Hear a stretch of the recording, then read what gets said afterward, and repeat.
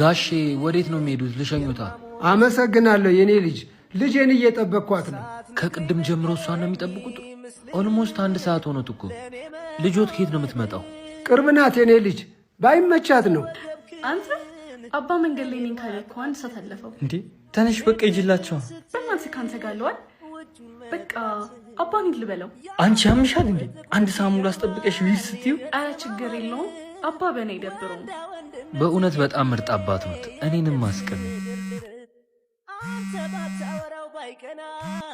አባ መምጣት አልቻልኩም። ሂድ በቃ የኔ ልጅ። ይሄ ሁሉ ሰዓት አቁመሽኝ። አባ ደግሞ ነገርኩ አይደል እንዴ? ቀድመሽ ብትነግሪኝ ጥሩ ነበር።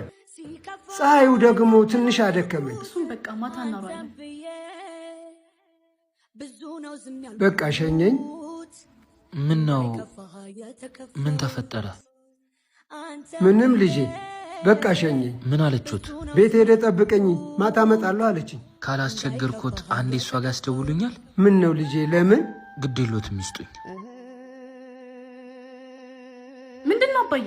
አባትሽ ትንሽ ደክመው ወድቀዋል። ምን? የት ነው ያለው? ቅድም እየጠበቁሽ የነበረው ቦታ። አባቴስ? አባቴ የት አለ?